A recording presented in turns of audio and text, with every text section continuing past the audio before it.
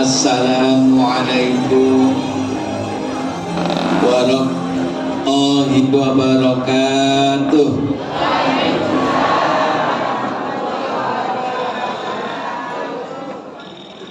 Innal hamdalillah nahmaduhu wa nasta'inuhu wa nastaghfiruh wa na'udzu billahi min syururi anfusina wa min sayyiati a'malina.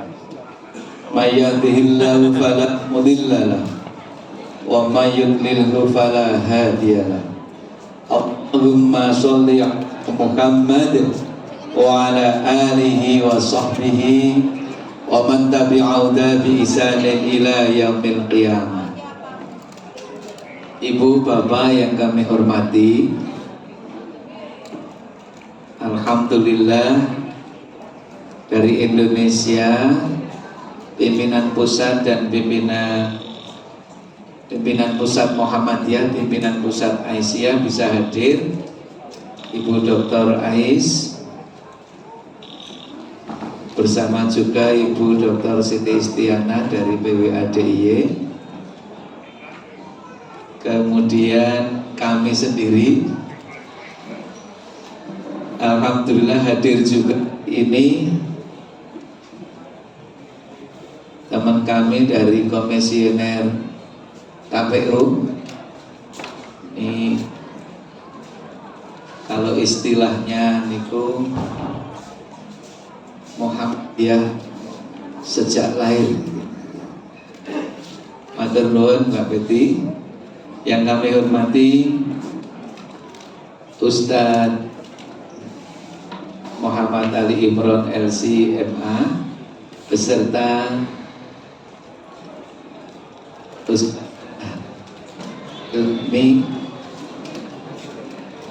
Ketua PCIM dan Ketua PCIA.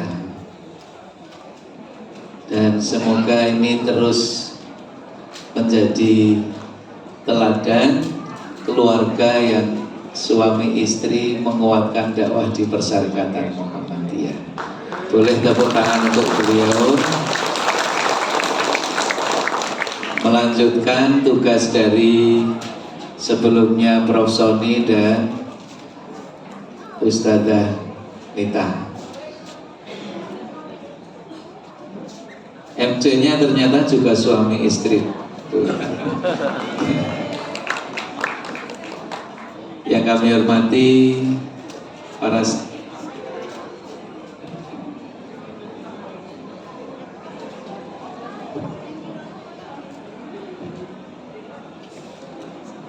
hadir di sini Prof. Waluyo, Rektor Umam. Sehat? Cocoknya saya itu panggilnya Mas Waluyo itu, Pak, karena tetap semangat muda. Para penasehat alhamdulillah hadir banyak. Kemudian hadir juga saudara kita dari Sasei Muslim Kamboja, teman-teman partai yang ada di Malaysia alhamdulillah relatif banyak yang hadir.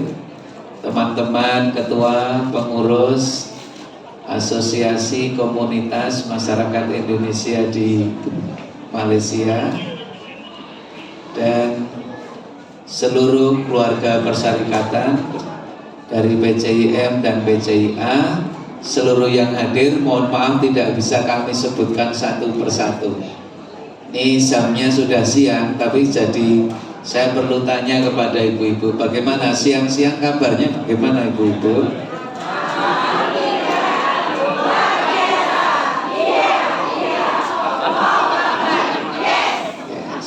Tadi 50 watt, sekarang 25 watt. Kita cas dulu, gimana kabar?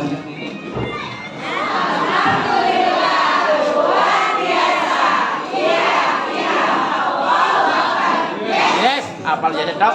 Kita mau tanya latihannya berapa hari, Bu? Saya yang pakai kabel aja. Yun yang pakai kabel aja.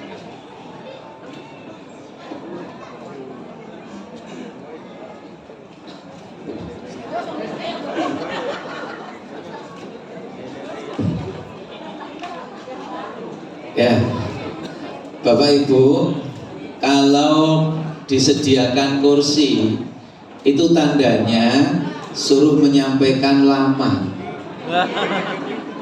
Jadi mohon izin, nanti saya akan menyampaikan amanat ini akan saya selesaikan sebelum jam 5 sore. Sebelum jam 5 sore. Jadi jam 1 pun sebelum jam 5. Sebab kalau anak muda, apalagi isinya di situ ada majelis ilmu, itu katanya pesennya lebih cepat lebih baik. Tetapi ternyata sesuatu itu terasa cepat atau tidak, itu tidak sekedar waktu yang bergulir, tetapi ada suasana hati yang bahagia atau tidak. Kalau kita menjalaninya dengan senang hati, sudah 1 jam pun rasanya baru seperti 60 menit. Betul ya? Betul. Tapi yang penting adalah hatinya senang. Ya hidup sekali kalau kita tidak menjalani dengan kebahagiaan, berarti kita tidak menjalani sesuai tuntunan Islam. Sebagai orang Muslim, kalau dari sisi namanya saja, ya kita itu kan isinya jadi selamat, senang, bahagia, meningkat, damai hidupnya. Kalau menjadi orang Muslim kok hidupnya tidak damai, jangan-jangan salah memahami Islamnya. Wong ketika orang menyebut Darussalam berarti kan lingkungan yang penuh kedamaian, rumah yang penuh keselamatan. Dan Islam bagi kita adalah ajaran yang mengantarkan kedamaian. Maka sekarang dicek, kalau hidup kita ini hari demi hari isinya gerah, bahasa Malaysianya gerah apa? Kalau orang sebutnya apa istilahnya? Risau. Risau. Jangan-jangan memang meletakkan hidupnya itu tujuannya salah. Ada sasaran yang keliru. Kalau orang Islam kemudian hidupnya risau hanya gara-gara tidak dapat komen yang baik dari orang lain, atau ngirim WA tidak dijawab terus. Biasa tuh Bapak Ibu di grup WA ngirim komen tidak ada yang komen terus keluar dari grup, merasa tidak dianggap lagi. Loh, hidup kita ini yang menentukan bahagia atau tidak bukan komentar orang lain. Yakin kalau kita tujuan mencari hidupnya itu adalah mardhotillah, maka semuanya itu ukuran kebahagiaannya adalah kalau saya sudah menjalani hidup seperti yang Allah inginkan, ya sudah, itulah kebahagiaan. Dan itu ciri orang yang beriman. Karena kita tidak pengen dipuji. Bagi orang yang beriman, wa kafa billahi syahidan, cukup bagi Allah yang menjadi saksi terhadap perbuatan kebaikannya. Nah, insya Allah kita akan terus merasa bahagia dalam keadaan apa. Kalau dalam bahasa Nabi, bahwa orang yang beriman itu sikapnya menakjubkan, dan itu hanya terjadi pada orang yang beriman, kan itu. Kenapa? Karena rumusnya 2. Kalau peristiwa yang terjadi itu sesuai ekspektasinya, seperti yang dikehendaki, syakara, dia bersyukur. Tetapi kadang kehidupan ini tidak seperti yang kita kehendaki. Sudah direncanakan dengan serius, hasilnya beda dari yang kita inginkan. Terus Nabi menyebut kalau seperti itu yang terjadi, orang beriman itu dia sabar, dia sabar. Dan itu hanya terjadi pada orang yang beriman, dan karena sikap keduanya itu menjadikan dia baik selamat. Saya ucapkan selamat dulu kepada Malaysia. Ini luar biasa Malaysia. untuk urusan Muhammadiyah. Dulu sering ada tagline awal-awal, Muhammadiyah lahir di Jogja, berkembang di Padang, karena terus besar setelah di Padang ada Buya Hamka. Sudah lihat filmnya belum? Konon sudah diputar di Malaysia. Jadi Buya Hamka, ada Buya Hamka terus menjadi besar di Padang. Buya Hamka ditugasi membesarkan Muhammadiyah di Makassar. Buya Hamka kan pindah ke Makassar. Sehingga terus ketika Muktamar Makassar, tagline-nya berkembang. Muhammadiyah lahir di Jogja, berkembang di Padang, besar di Makassar. Nah, Bapak Ibu, orang Jawa Timur nggak kalah, nambahi. Lahir di Jogja, besar berkembang di Padang, besar di Makassar, luhur di Jawa Timur. Karena unggul semua Jawa Timur itu kan. Dan betul, amal usaha Muhammadiyah di Jawa Timur itu betul-betul berkeunggulan. Nah ternyata setelah ngobrol-ngobrol, Jawa Tengah nambahi lagi, meriah di Jawa Tengah. Semua bisa. Dan yang terakhir ngobrol dengan Prof. Soni tadi, ternyata kalimatnya itu berubah jadi begini. Muhammadiyah lahir di Jogja, berkembang di Padang, besar di Makassar, mendunia lewat Malaysia. Dan kalau kita cek, kita lacak, kiprah PCIM Malaysia ini memang istimewa.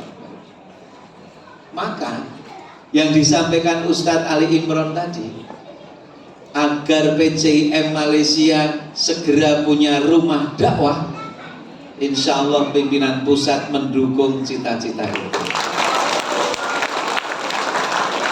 Ya sebaiknya diwujudkan segera, jangan 50 tahun lagi. Kalau 50 tahun lagi terlalu lama. Kenapa coba? Perguruan tinggi pertama kita di luar negeri adanya di Malaysia. Ada UMAM di Malaysia. Dan ini menjadi kiprah yang terus akan digerakkan. Kita di PCIM, kenapa Muhammadiyah memandang sangat penting PCIM ini? Satu, kemarin kami tegaskan. Yang pertama, fungsi dari yang sederhana dulu. PCIM didukung Muhammadiyah, harus ada PCIM. Yang pertama adalah paling tidak PCIM itu menjadi wahana silaturahim komunitas Indonesia yang berada di tempat PCIM itu. Wahana silaturahim keluarga persyarikatan yang ada di PCIM itu. Jadi di level-level tertentu PCIM itu isinya hanya kumpul-kumpul. Berbeda Malaysia ini kalau tingkatan PCIM itu ada 70, PCIM itu sudah level 50. Yang level di atasnya ada berapa? 20. Nanti kita susun sehingga nanti levelnya PCIM Malaysia di posisi 70. Sekarang masih ada yang isinya silaturahim Pak, yang penting kami taklim Pak, silaturahim. Kenapa ini menjadi penting silaturahim itu?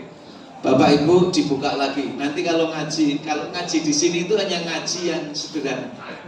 Ngaji yang serius, buka kitabnya nanti bersama Ustadz Ali Imron, bersama Ustadz siapa? Fatoni, sama beserta Ustadz mantan Ketua PCIM Arab Saudi. Ini beliau Pak. Jadi beliau itu mantan Ketua PCIM Arab Saudi. Jadi sekarang di sini berkumpul tambah sekuat lagi. Saya kalau dengar ngajinya tadi Bapak Ibu, saya tuh kalau lihat anak muda ngajinya bagus, saya tuh selalu berpikir kalau saja bisa jadi menantu saya. Sayang anak saya semua laki-laki. Jadi Ustaz, nanti ngaji serius, ngaji serius. Bayangkan ketika Nabi meramalkan yakti zamanun terus sampai panjang itu, nanti akan ada zaman di mana kalau wong Jawa ngarani zaman kalau bedu, kertas boten babak lamongan. Jadi zaman wolak-walik zaman, harusnya orang itu amar ma'ruf nahi mungkar, tapi yang terjadi justru amar mungkar nahi. Di kondisi seperti itu, Nabi kan perintahnya solusinya dengan silaturahim. Jadi memang fungsi paling sederhana, paling pokok itu. Kalau niku jane pengen ngadeg ning ngadeg kok terus sering nembengan eksaserbasi aku. Saya tak berusaha ngadeg biar kelihatan yang ngantuk. Sebab godaan pengajian itu ngantuk. Sehingga ada ustadz, mari pengajian kita mulai dengan berdoa Bismika Allahumma. Setelah gitu baru sadar, oh nggak boleh tidur. Ya kalau ngantuk itu manusiawi Bapak Ibu, manusiawi. Bahkan kalau orang nggak punya ngantuk perlu diperiksakan ke psikiater. Ada problem apa? Manusiawi. Yang tidak manusiawi itu kalau tidur sembarang tempat. Dan di sini bukan tempat tidur. Ibu bapak, ibunya yang ngantuk langsung kelihatan. Ya, saya dokter, Bu. Tidur itu amalan mulia yang bahkan Nabi memberi doa khusus. Setelah dikaji, ternyata tidur itu hikmahnya dahsyat bagi tubuh. Maka harusnya ketika tidur itu dipersiapkan dengan baik sehingga dapat hasil terbaik dari tidur. Nah, kalau kita tidur sembarangan tidak dapat hasil baik dari tidur. Ada orang yang bangun tidur malah gelisah. Sebelum tidur gelisah keelingan utang, tidurnya masih. Maka harusnya dipersiapkan. Contoh salah satu manfaat tidur ya Bu, di antara regulasi tubuh, sistem imun itu banyak dibangun ketika orang tidur. Sehingga orang tidur itu sering disebut seperti kalau kita recharge baterai handphone kita. Nah, khusus ibu-ibu yang nanti punya anak mau hamil, ketika janin dia di dalam kandungan memasuki usia 6 bulan, itu pertumbuhan sel otak itu semakin cepat. Jadi kalau sudah usia 6 bulan, pertumbuhan sel otak semakin cepat. Dan rupanya data ilmiahnya menunjukkan sel otak itu bertumbuh semakin baik ketika ibunya yang sedang hamil itu tidur. Jadi maka kalau hamil bilang sama suami untuk otak anak loh Pak. Untuk alasan malesnya kita. Enggak, tapi betul ketika sedang tidur maka jangan sampai ibu hamil 6 bulan kekurangan tidur. Tidurnya yang cukup. Sampai kapan tumbuh sel otak itu cepat? Tercepat sampai sekitar 18 bulan setelah lahir, atau kondisi tertentu sampai 24 bulan pasca. Itu cepat sekali pertumbuhan otak. Nah, hebatnya lagi Al-Quran memerintahkan kita menyusui sampai 2 tahun. Dan itu ada komponen susu yang dibutuhkan untuk tumbuh otak yang tidak ditemukan di susu formula. Yang akhirnya setelah tidak ditemukan di susu sapi itu, terus pabrik susu nambahi komponen itu yang dulu disebut sebagai DHA. Bagi ibu hamil yang punya, bagi ibu-ibu yang menyusui tidak perlu tambahan suplemen DHA karena ASI sudah sangat mencukupi kebutuhan itu. Ini tidur kok terus penyuluhan KIA itu. Nah, insya Allah tidak ngantuk ya Bapak Ibu. Jadi pertamanya silaturahim. Bayangkan kemarin Prof. Sony bercerita, saya tambahi kajiannya yang dari Dr. Robert Waldinger. Ini direktur penelitian yang kedua, karena direktur penelitian pertamanya sudah wafat. Jadi di Harvard itu kan banyak eksperimen sosial. Nah yang satu ini, yang oleh Dr. Robert Waldinger itu, sekitar 726 subjek di penelitian itu, yang 250-an berapa gitu angkanya saya nggak hafal, itu mahasiswa Boston mahasiswa Harvard tahun kedua. Yang 400-an lebih mahasiswa masyarakat di Boston. Jadi untuk mewakili kelompok akademisi, masyarakat biasa sebagai penelitian biar bisa digeneralisir datanya. Nah, penelitian itu salah satu targetnya mencari faktor apa yang menjadikan orang itu sehat, panjang umur, dan bahagia. Sehat, panjang umur, bahagia. Di antara pengambilan datanya, setiap 5 tahun sekali dicek kesehatannya, seluruh kebutuhan pemeriksaannya dilakukan. Terus 15 tahun sekali ada wawancara mendalam, kualitatif mendalam, terus itu. Pada saat ini dipublish, dari 700-an lebih itu yang hidup tinggal 60. Dan rata-rata umurnya sudah 90 tahun. Terus hasilnya yang menarik, variabel apa yang paling besar hubungannya terhadap orang itu merasa bahagia, sehat, dan panjang umur? Bapak Ibu, ternyata nomor satunya itu adalah relasi sosial yang baik. Baik relasi keluarga maupun relasi di masyarakat. Bahasanya relasi sosial. Kalau dalam bahasa agama, relasi sosial baik itu ya silaturahim yang baik. Dan penelitian itu menjadi informasi yang hebat, tersebar kemana-mana karena dari Harvard. Tapi kita orang Islam nggak perlu kaget, nggak perlu kaget karena sinyal itu sudah diberikan Nabi lebih dari 14 abad yang lalu. Barang siapa ayu besatolahu pingin dipanjangkan apanya, dilapangkan apanya, firizkihi, terus dilapangkan apa lagi, fi atharihi, di dalam umurnya, umrihi. Apa pesan Nabi? Fal yasil. Maka tugas pertama PCM itu harus menjalin ikatan sesama warga dan komunitas Indonesia di sana. Itu yang pertama. Maka wajar kalau di PCM itu selalu komunitas-komunitas yang lain diundang, bergaul dengan manapun. Itu tugas sederhana. Jadi kalau PCIM baru kumpul-kumpul silaturahim itu namanya level 1. Setuju ya? Nah ini kita sudah lebih dari itu. Level 2 kata Prof. Vedan, PCIM itu sekaligus berfungsi sebagai duta bangsa dan duta persyarikatan. Maka kata Prof. Vedan, jaga nama baik bangsa di luar negeri, jaga nama baik persyarikatan di luar negeri. Kalau ada negara yang sedang membutuhkan pertolongan, maka PCIM menjadi jembatan.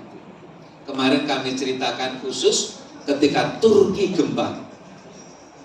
Turki atau Turki? Turki. Ibu kalau dengar Turki apa yang terbayang? Kalau saya kebab. Kebab. Kalau kebab yang terbayang Turki. Kalau durian, kata Pak Zainal, musangking. Terima kasih Pak Zainal. Jadi sembuh saya Pak. Ya di Turki terjadi gempa seperti itu. Saya ceritakan ulang. Muhammadiyah dikontak langsung Kementerian Luar Negeri, itu pun terus minta siap relawan. Langsung kita kontak. Alhamdulillah kontak PCIM Turki, dari situ kemudian muncul MDMC Turki. Malaysia termasuk PCIM yang sudah mengembangkan MDMC. Tepuk tangan untuk Malaysia. Nah, ini apa? apa? Kontak ke sana Bapak Ibu. Betul. Kita siapkan tenda segalanya. Sampai di sana, rupanya Pak, boleh enggak tendanya tidak dibawa pulang ke Indonesia? Mau jawab tidak boleh itu malu. Tapi waktu mau jawab boleh 2,5 miliar.